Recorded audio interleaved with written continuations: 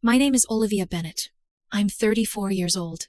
For most of my life, I believed that being needed was the same thing as being loved. I thought that if I kept solving everyone's problems, paying everyone's bills, answering every late-night call, eventually my family would see me. Eventually, they would appreciate me. Eventually, they would love me the way I loved them. I was wrong. The moment I finally understood that happened while I was lying on a hospital gurney waiting to be wheeled into surgery.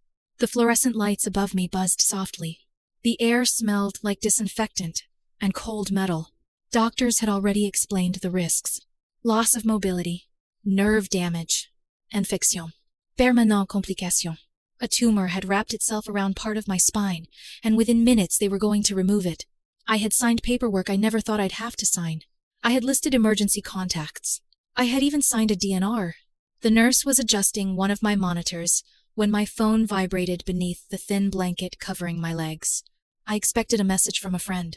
Maybe a good luck text. Maybe nothing at all. Instead, it was my mother. Your sister needs you to walk her dog this week. I stared at the screen. Once. Twice. Surely I was misunderstanding. Surely she knew where I was. Surely she remembered that her daughter was about to undergo major surgery. My fingers trembled slightly as I typed back. I'm literally being wheeled into the OR. The reply came less than a minute later. Don't be selfish. That was it. 3 words. No good luck. No. I love you. No, are you scared? Just don't be selfish. Something inside me went completely silent. Not dramatic. Not explosive. Just quiet. Like a door closing. Like a lock clicking shut.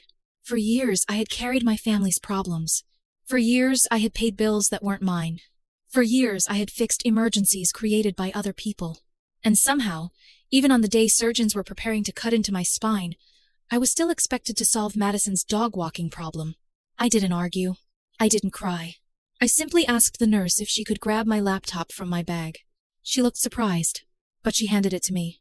I opened the tuition payment portal. The one connected to Madison's college account. The one I had secretly been paying for over the past year. My mother had called me crying the previous spring. She said she couldn't afford Madison's tuition anymore. She said Madison would lose everything. So I stepped in. Like always. Over $19,000. Not once had Madison thanked me. As far as she knew, our mother was paying. I found the auto payment settings. Hovered my cursor over the screen. Then clicked. Remove payment method. Confirm. Done. The entire process took less than 30 seconds. 12 minutes later, they rolled me into surgery. When I woke up, the world felt distant, heavy. My back felt like it had been split apart and stitched together again. A nurse was speaking softly nearby. Something about pathology results. Something about recovery. The words floated past me. I only asked one thing. My phone. She handed it over. 34 missed calls. Every single one from Madison. Not one message asking whether the surgery went well. Not one asking if I was alive. Instead, what did you do? The payment failed. Fix this. Are you serious right now? I swear to God, Olivia. I stared at the screen. Then I slowly set it down. And for the first time in years, I allowed myself to see the truth. I had never been a sister. I had been a safety net. The next afternoon, Madison arrived at the hospital. She didn't bring flowers. She didn't bring concern. She didn't even sit down. She walked into my room looking furious. Her designer tote slammed onto the floor. Her arms crossed over her chest. And before I could even greet her, she started yelling. Financial aid wouldn't cover the missing tuition. The payment had bounced. There was now a hold on her account. Her classes were at risk. Her housing situation was unstable. Her internship might disappear. According to Madison, every problem in her life was suddenly my fault. I listened quietly. My back was throbbing. The pain medication barely touched it. Yet she continued talking, as if my hospital room were a customer service desk. You ruined everything. You did this on purpose. You always have to make everything about you. I looked at her. Really looked at her. At the sister I had protected. The sister whose rent I had covered. The sister whose emergencies always became my emergencies. And I realized she genuinely believed I owed her. Then she said something I would never forget. You love being the victim. I felt my stomach tighten. Madison leaned closer. If the surgery left you paralyzed, you'd probably enjoy it. Then you'd finally have an excuse to make everything about yourself. The room became strangely quiet, not because her words hurt, because they confirmed what I had spent years refusing to admit. She didn't love me. She didn't even see me. And then she delivered the final blow. Honestly, if you hadn't woken up, Mom and I would have been devastated. She paused. But at least you wouldn't be screwing everything up right now. For several seconds, neither of us spoke. I expected anger. Instead, I felt clarity. Cold. Sharp. Certain. Madison eventually grabbed her bag and left. No apology. No concern. Just another threat about fixing her tuition. That night, I couldn't sleep. Machines beeped softly around me. Nurses moved through the hallway. Pain radiated through my back. And memories started surfacing. Every sacrifice. Every check I'd written. Every lie I'd told to protect Madison. Every time I'd rescued her from consequences. Around 4 a.m, while the hospital sat quiet around me, I opened my laptop again. This time, I wasn't looking at tuition records. I was searching for private investigators in Chicago, because something had been bothering me for months. Madison's constant work trips, the strange stories, the unexplained weekends, the excuses that never quite fit together. I found an investigator with excellent reviews and sent a short message. My sister's name is Madison Bennett. She's engaged. I'd like to know who she's seeing behind her fiancé's back. Then I closed the laptop. For the first time in years, I wasn't trying to save Madison. I was preparing to learn who she really was. And deep down, I had a feeling the truth was going to be worse than any of us imagined. The investigator replied 2 days later. By then, I had been discharged from the hospital and sent home with stitches in my back, pain medication lined up on my kitchen counter, and a body that no longer trusted itself to move quickly. His email was brief. No drama. No commentary. Just a folder. Photos. Dates. Times. A short summary written in a tone so plain, it almost made everything worse. Madison had not been working late. She had not been traveling alone. She had not been overwhelmed by wedding planning the way she kept telling everyone. She was having an affair. Not once. Not by accident. Not because of one emotional mistake. It was a pattern. Samamum. Same downtown bar. Same apartment building. Different nights. Different excuses. The final photo showed Madison kissing him on the sidewalk, one hand curled around his jacket like she belonged there. I stared at that picture for a long time. I expected shock. Maybe satisfaction. Maybe rage. But all I felt was confirmation. Madison had always needed someone to clean up the mess behind her. This time, the mess had a witness. Her fiancé name was Andrew Carter. He worked in finance. Polite. Reserved. Old money calm. The kind of man who stood when someone entered a room and remembered waiters' names at dinner. My mother adored him because Andrew represented everything she wanted Madison to have. Security. Status. A clean escape from responsibility. When Madison first brought him home, my mother introduced him like a prize. This is the man who's going to give Madison the life she deserves. I remember smiling politely at the time. Now the words made me feel sick. I had Andrew's email because months earlier my mother had asked me to help with the wedding invitation spreadsheet. Madison had been too stressed. I had done that too, like always. But I didn't send the folder immediately. I waited. Not because I was unsure, because I knew my family. If I warned Madison, she would rewrite the story before the truth reached anyone else. If I confronted my mother, she would turn it into proof that I was bitter, unstable, jealous. So I stayed quiet. I took my medication. I changed my bandages. I ignored unknown numbers.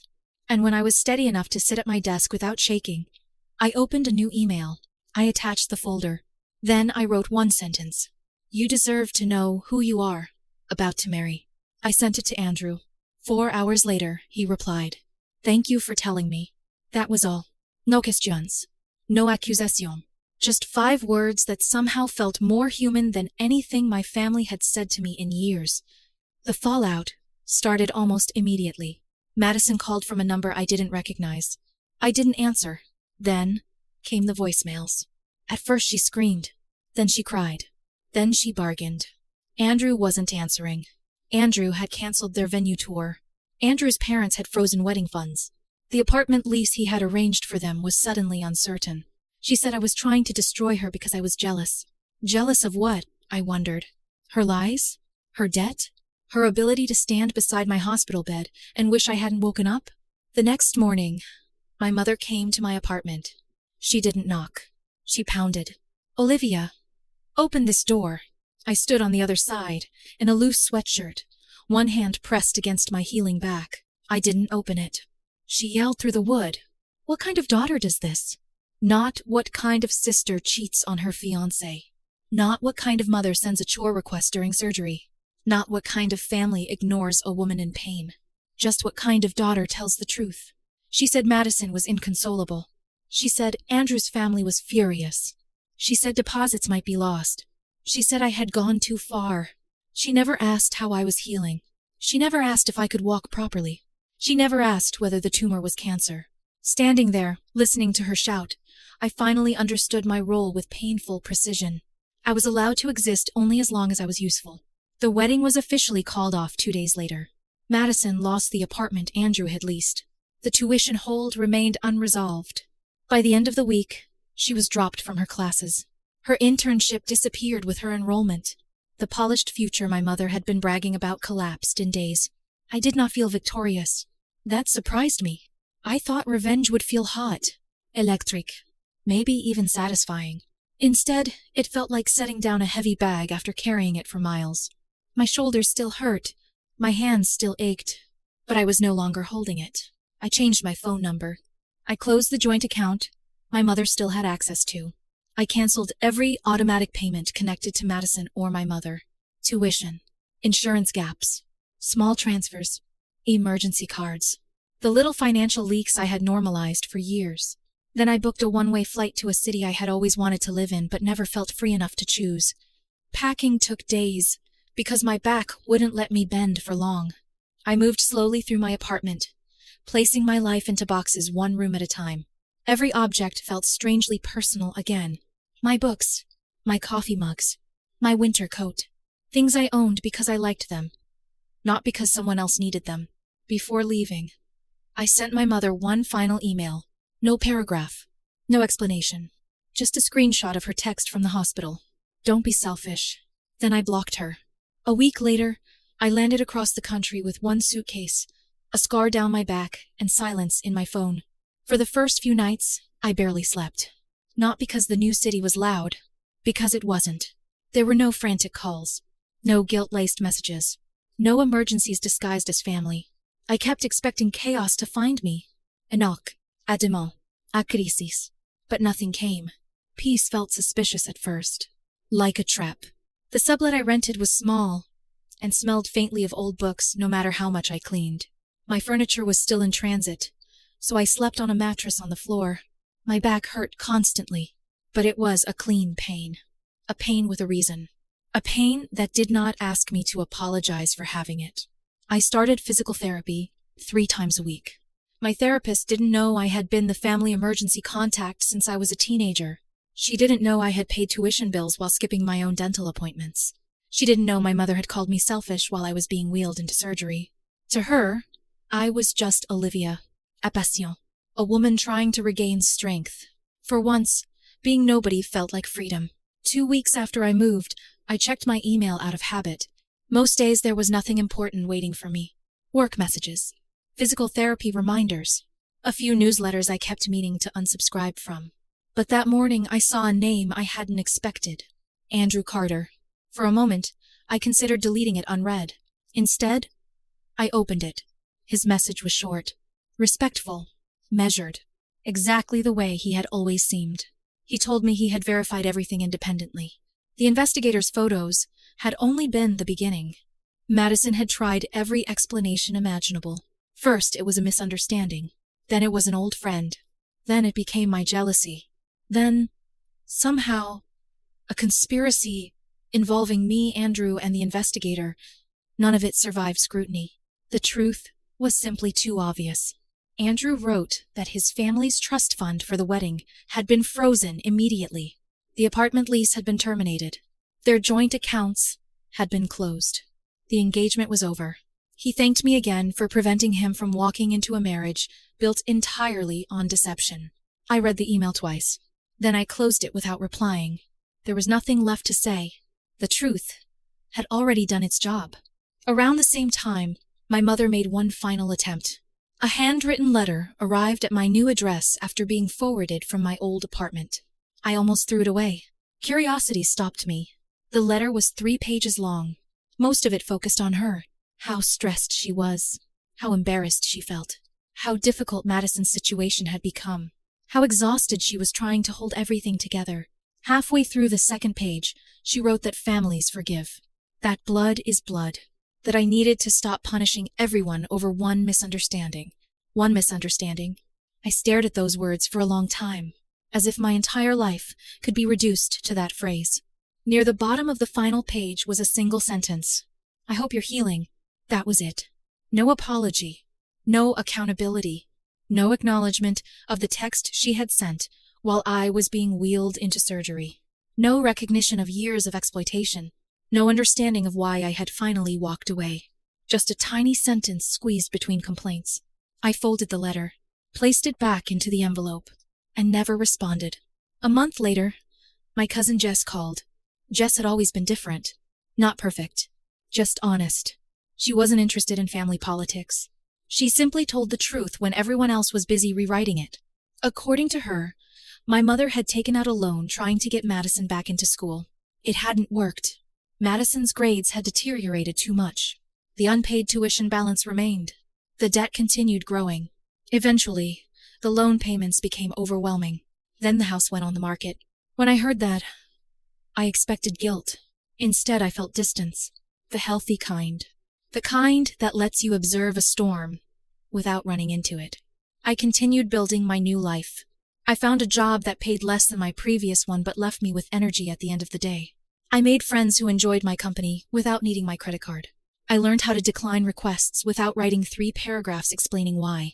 Most importantly, I learned that no was a complete sentence. Sometimes I still thought about the hospital, the fluorescent lights, the cold blanket, my mother's text. What struck me wasn't how cruel it was. It was how ordinary it had seemed at the time. That was the frightening part. I had normalized so much disrespect that a demand for dog walking before spinal surgery almost felt routine. 3 months passed. Then 4. Then 6. Life settled into something peaceful. One evening, Jess sent me a message.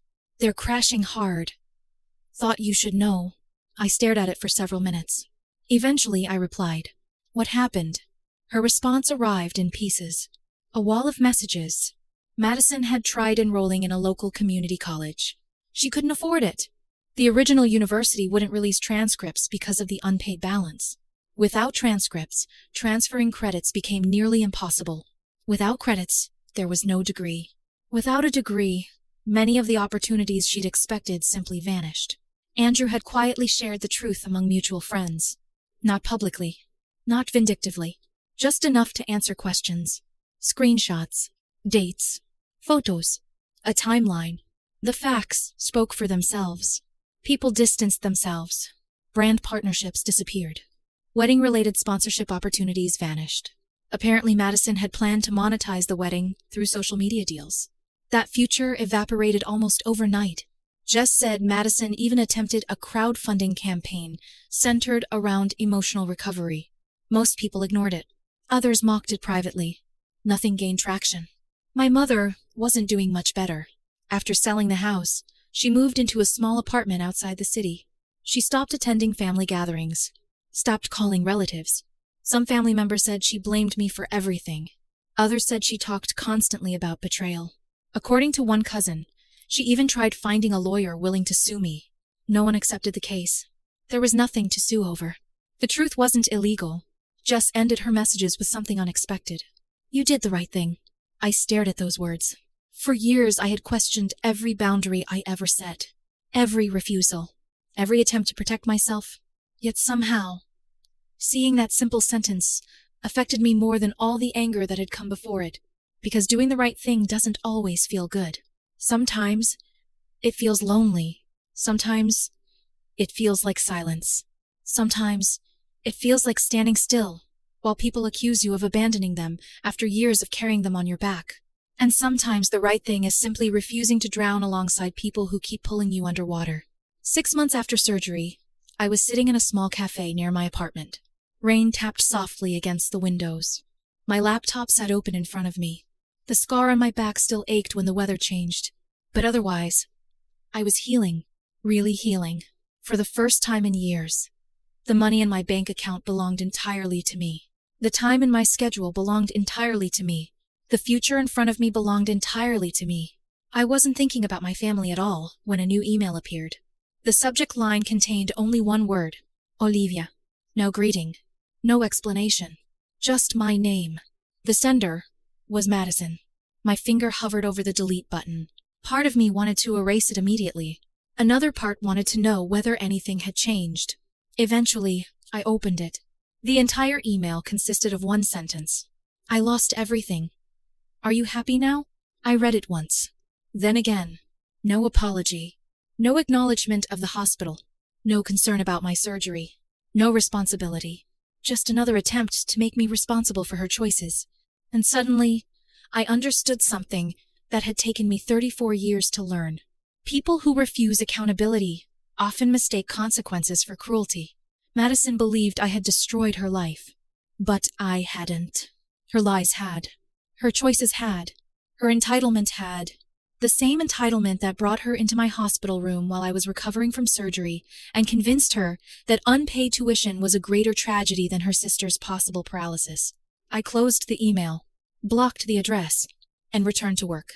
Outside, the rain had stopped. Sunlight was beginning to push through the clouds.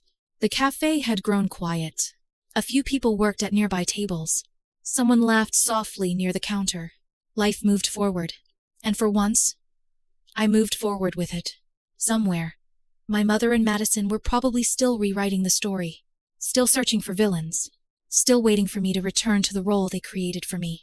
The provider, the rescuer, the woman who sacrificed herself so they never had to face consequences. But that woman no longer existed. She disappeared the day she lay on a hospital gurney preparing for spinal surgery, the day her mother texted about a dog, the day she was called selfish for being afraid, the day she finally understood the difference between love and usefulness.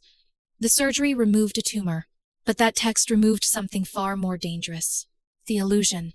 And once it was gone, I could finally see everything clearly. For the first time in my life, I chose myself. I chose my health.